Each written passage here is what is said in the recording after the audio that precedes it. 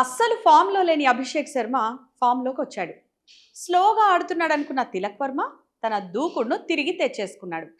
Pocket dynamite Ishan Kishan ఎప్పటిలాగే ఇరగదీశాడు.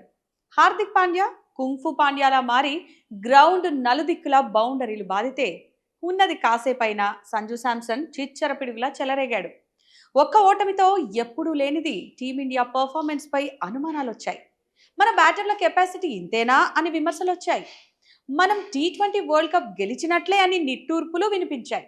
కానీ ఇలాంటి విమర్శలు కామనే అని, చిన్న చిన్న తడబాట్లు టెంపరరీనే అని నిరూపించారు టీమిండియా బ్యాటర్లు. జూలు విదిల్చారు. జింబాబ్వేపై బెబ్బులిలా విరుచుకుపడ్డారు.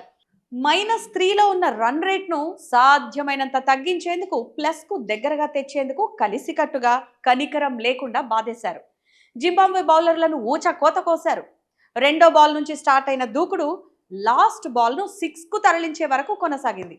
ఒకరు పోతే ఒకరు అన్నట్లు వచ్చిన బ్యాటర్ వచ్చినట్లే జింబాబ్వేను ఒక లెవెల్లో ఉతికేయడంతో జస్ట్ 20 ఓవర్స్లోనే 256 రన్స్ భారీ స్కోర్ చేసింది. అంతేనా? ఫ్లాట్ పిచ్ అయినా సరే జింబాబ్వే బ్యాటర్లను అడ్డుకొని వారిని జస్ట్ 184 పరుగులకే కట్టడి చేశారు. దీంతో 72 పరుగుల భారీ తేడాతో గెలిచేసింది టీమిండియా. మనం సెమీస్కు చేరాలంటే ఇప్పటి వరకు వాళ్ళు గెలవాలి, వీళ్ళు ఓడాలి లాంటి ఈక్వేషన్స్ ఏవో ఉండేవి కదా. ఇప్పుడు అవేం లేవు.